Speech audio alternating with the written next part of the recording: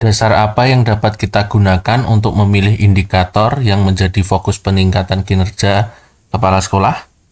Simak terus video ini dari awal sampai akhir, jangan skip.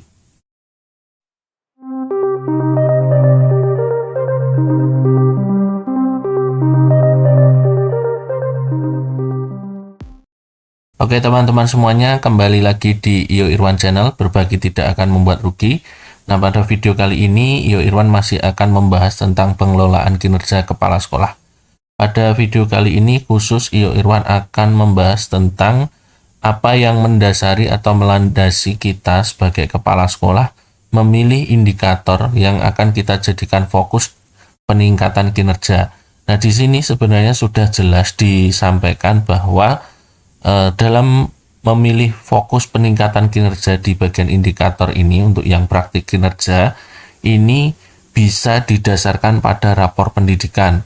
Ketika kita pilih rapor pendidikan, maka akan muncul bagian kualitas pembelajaran. Nah, di bagian dimensi manajemen kelas, dukungan psikologis, dan metode pembelajaran ini nanti yang sebenarnya nanti akan dipilih guru. Nah, kalau untuk kepala sekolah itu tidak di bagian manajemen, dukungan psikologis, dan metode pembelajaran. Jadi agak sedikit bergeser juga sih dari yang ditampilkan di sini. Untuk bagian yang ini sebenarnya ada 8 indikator yang dapat kita pilih, mulai dari presentasi visi misi sekolah, kemudian presentasi program sekolah, kemudian presentasi praktik baik kepemimpinan pembelajaran, kemudian memandu perencanaan pembelajaran, refleksi pengelolaan kurikulum sekolah, aktivasi kegiatan komunitas belajar, dan yang lainnya adalah siklus peningkatan kualitas praktik pembelajaran serta refleksi program pengembangan kompetensi guru. Nah, dari 8 ini tentunya kita tidak mungkin memilih asal-asalan ya. Jadi ada dasarnya mana yang harus kita pilih. Nah, dasarnya adalah rapor pendidikan kita di tahun 2025.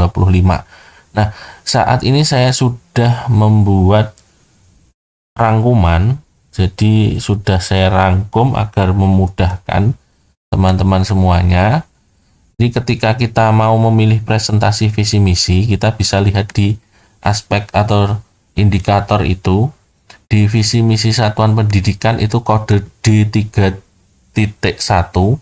itu capaian 2024 ke 2025 itu deltanya seperti apa. Nah, ini naik ya, jadi saya tidak akan memilih di sini karena sudah ada peningkatan. Kemudian kalau di bagian presentasi program sekolah, nah presentasi program sekolah itu cocoknya kalau untuk rapor pendidikan itu ada di poin D2.3 yaitu penerapan praktik inovatif. Ini juga mengalami peningkatan kalau di SD saya. Kemudian untuk presentasi praktik baik kepemimpinan pembelajaran ini sebenarnya meliputi bagian ini, 3 ini. Jadi mungkin dari pembelajaran refleksi dengan praktik inovatif itu nanti menjadi praktik baik kepala sekolah kalau mau indikator memilih bagian ini. Sedangkan untuk memandu perencanaan pembelajaran ini ada di indikator D.2.1. Nah, di sini kebetulan capaian 2025 ini dibandingkan dengan tahun sebelumnya ini ada penurunan ya. Jadi di sini tadi saya tulisnya salah, ini 2025, yang di sini 2024. Seperti ini, sehingga di bagian ini memandu perencanaan pembelajaran ini turunnya 11,15 poin. Nah, kemudian di refleksi pengelolaan kurikulum, nah itu di bagian yang ini, nah di poin D3.2 ini juga mengalami penurunan 4,53.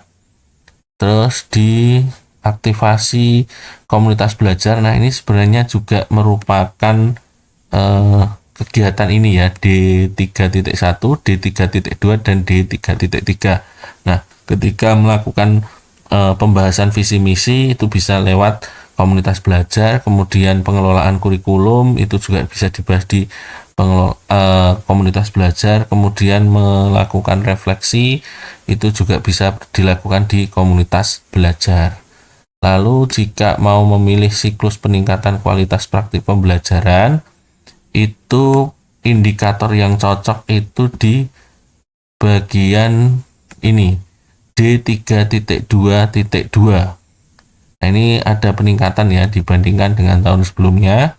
Lalu di refleksi program ini ada di poin D.3.3 ini turun 9. Nah, dari 8 indikator, yang 2 ini kan mungkin bisa dipilih kalau yang semuanya itu naik ya, sehingga ini bisa praktik baiknya, bisa kegiatan komunitas belajarnya.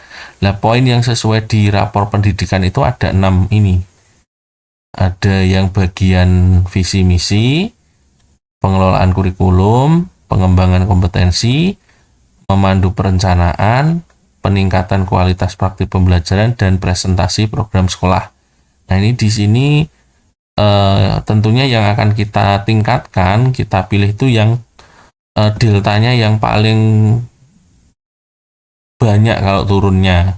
Tapi kalau peningkatan yang paling sedikit ya, seperti itu. Dan di sini saya pilih di bagian memandu perencanaan pembelajaran karena turunnya yang paling banyak. Maka di bagian ini, di indikator dimensi kepemimpinan pembelajaran, bisa dipilih yang deltanya paling banyak penurunannya atau paling sedikit peningkatannya. Kalau nanti meningkat semua, cari yang paling sedikit.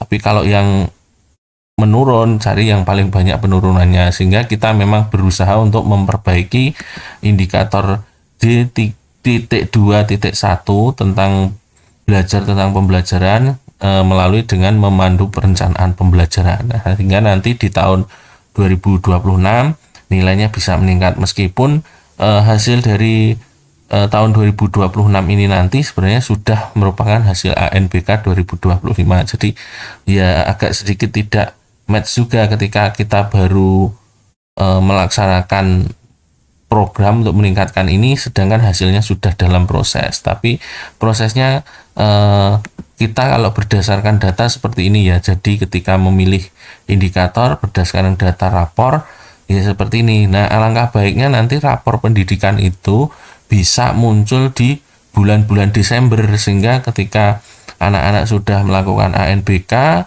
bulan Desember sudah muncul atau di Januari awal muncul, ya kita betul-betul melaksanakan itu sehingga dasar kita perencanaan berbasis datanya betul-betul bisa kita gunakan. Tapi kalau kita merencanakan di bulan Januari, kemudian rapor pendidikannya muncul di bulan Februari, Maret, nah itu sepertinya juga merencanakan sesuatu yang mungkin juga kurang match. Nah, tapi untuk saat ini memang seperti itu, jadi kita lakukan saja perencanaan berbasis data dari rapor pendidikan seperti ini. Jadi kalau saya cenderung menggunakan data dari rapor pendidikan untuk memilih indikator di bagian peningkatan kinerja atau di praktik kinerja. Tapi teman-teman nanti jika mau memilih seperti aktivasi kegiatan komunitas belajar, kemudian presentasi praktik baik, itu mungkin juga diperbolehkan. Yang lainnya pun juga diperbolehkan. Apakah boleh? Kalau sama dengan tahun lalu juga boleh. Yang jelas ini hanya sebuah pertimbangan ketika kita nanti mau menentukan sesuatu berdasarkan data. Tapi kalau teman-teman mau menentukannya berdasarkan keinginan, oh ini yang lebih mudah, oh ini yang mungkin bisa dilakukan, silahkan. Nah, tapi ini contoh dari Iyo Irwan ini mengajak teman-teman semuanya untuk melakukan perencanaannya berbasis data. Semoga informasi yang sederhana ini bermanfaat. Jangan lupa untuk dukung channel ini dengan like, komen, dan subscribe-nya. Sampai jumpa lagi di video-video berikutnya.